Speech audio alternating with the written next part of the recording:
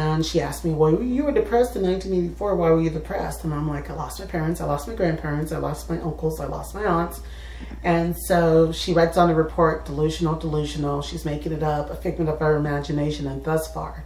So she had plans to have me harassed with this child. She kept harassing me to take drugs.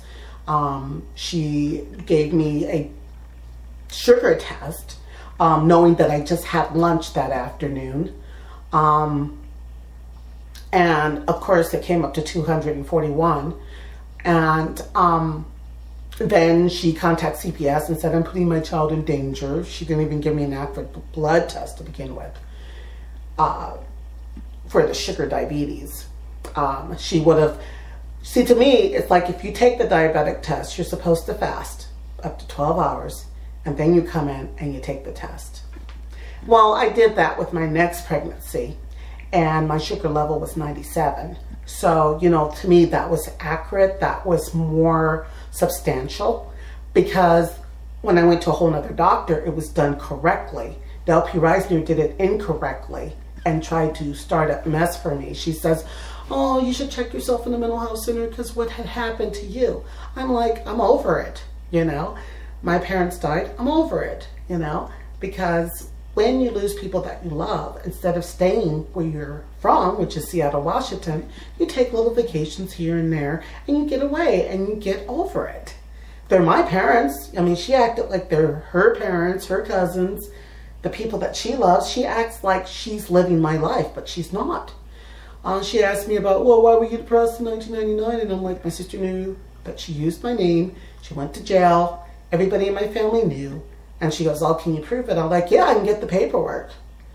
She goes, oh, she writes on the report to CPS, delusional. So I'm dealing with CPS. They're not believing me. I'm getting all the paperwork. I'm gathering all the paperwork after giving birth to my daughter. They kick me out of the hospital. They confiscate my child. They won't let me spend any time with my child whatsoever. They mark her down as Caucasian, even though I'm African American.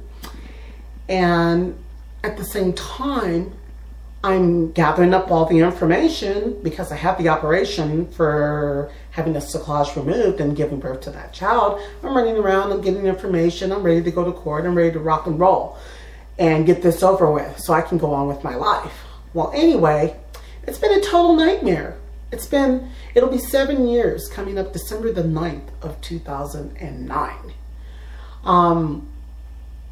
I did have plans, I did have goals. I did want to go back into the profession that I really enjoyed immensely. I just needed a reason to go back to it, and that's to cook. Because the thing that bugs me the most, they wrote down poor judgment. Me as a cook, poor judgment. They never tried anything I've made. They never tried anything I made when I was working at the Pacific Dessert Company. They never tried anything I made when I worked at the Emerson's, which is the Italian restaurant here in Seattle that closed down after I left. Because I'll tell you, when I went in there and tried their food, it was kind of gross and disgusting. And I looked at the recipes and I talked to the people and I said, are you following the recipes? And they're like, no, we're not really, because this is expensive, that's expensive. I said, hey, fix it up, because I need to be proud when I leave a restaurant, you know? So they said, okay, we'll have you do prepping. So I did the prepping, and the food was the bomb, and people were lined up around the block and they were getting their grub on, and reservations started flying in. But the thing is, I said to them, can I get a raise since I'm doing so much more work? And they give you the raise, but they cut back your hours and expect you to do the same amount of work that you've done. And, you know, I've worked in Seattle all my life, and I've had numerous cooking jobs. And I went from place to place to experience what it is to prepare different types of food for people. And I enjoyed it. I really enjoyed it. But the thing was, I wasn't benefiting from it. The problem is, because I live in Seattle and there's a lot of people from New York and California and LA moving out here, it's like they'll buy an apartment building and the next thing you know, your rent's double. So it's like I'm getting raises on my job, but my rent just kept going up and up and up. And it was like, I'm working really hard, but I'm not really benefiting. I love to cook, it's enjoyable, but nobody from Swedish has ever had my food, and they put down poor judgment because my plan was to go back to school, but it's like CPS people are hanging out with us. In 2002, I couldn't go to school because I'm thinking, my God, these people keep building things up. They keep saying things about you. They're adding on more and more problems as time goes on. They got you seeing a psychologist. The psychologist is saying, I think that their life would be better if they would just do this. And I'm thinking to myself, this dude don't know me. He can't tell me.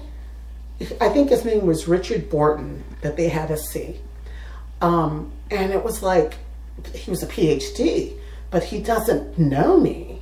And he's trying to tell us how our lives would be, how it should be, and how it should go. And it's like, I don't know this dude. So it's like, I didn't have plans to really go that way in life. But I was harassed during my next pregnancy because I felt like, hey, I lost something. I didn't really get that chance to be with my daughter. Then I had a little boy later on. And CPS followed me through that. They kept coming to my house, asking me, when is the baby due? How is your blood pressure? How is your sugar? And I'm like, none of your business, none of your business. And they're just like, oh, she's being really paranoid. And I'm just like, it's none of your business. You know, because I felt like, hey, I'm going to dial 911 after I give birth because I want the police here. If you're going to try to walk off with my son, it's time to call the police. But they made me feel that way. I did hide my son. Every time CPS came over to visit my daughter, I had to have babysitters watch my son. And I had to put him off in private school because every time they come visit my daughter, I didn't want them to look at my son. But when I put my son in public school because he wanted it, I mean, I do what my kids want. If he wanted to go to public school, I said, okay, sir, you can go to public school because I want to make you happy. And they start looking at him and saying, oh, he's beautiful, because I do have to say, my son is like the most beautiful boy I've ever seen in my whole life. And my daughter is like the most gorgeous girl I've ever seen in my whole life. But they got fixated on him. And the next thing you know, the accusations come. Then I've got to run and prove things over and over and over again. But I want you to know, I feel like a criminal. I mean, I've only got one traffic ticket in my whole life. And that traffic ticket happened, I believe, 26 years ago now. It'll be almost 26 years. Knock on wood. But it's like, wow, I feel like such a criminal. And I always feel like I have to keep proving things over and over again. And the reason I don't like hanging out with CPS is because they keep trying to find a problem here or a problem there. Then the next thing you know, you have to try to defend yourself here and there. And they're like, oh, she doesn't allow us to see her son. She must be paranoid. It's like, hey, I don't want you to see my son because you're going to find something wrong. You know, it's like, hey, nothing's going to be good enough for you people. I mean, it's like all my bills were paid. My children had money in the bank. They had savings accounts as well. And that wasn't good enough. They made every single doctor's appointment. They were ahead on their shots. They were ahead on their medical care. That wasn't good enough for CPS. Then their dental work, I brought it in. Not one cavity between each kid. And that wasn't good enough. And I'm thinking, okay, perfect attendance for my daughter attending school. That wasn't good enough.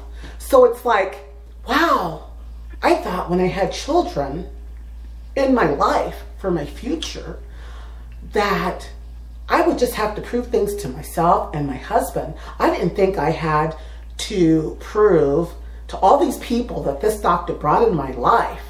She brought lawyers into my life. She brought judges. You know, I had Leonard Ponachek as one of the judges. And then they kept having us do the old switcheroo with all these different judges.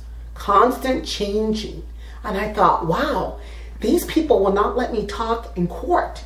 So from 2002 all the way up to 2006, every time I raised my hand in court, they said, put your hand down. They wouldn't allow me to say one single word. So I took it upon myself to gather information, paperwork, and present it. Yeah, it felt like it was a big, thick novel. They'd have to read, read, read. And it's like, they'd be like, I don't have time to read all this. I don't have time to call the numbers, to verify everything. I don't have time to fax these people. You know, it's like CPS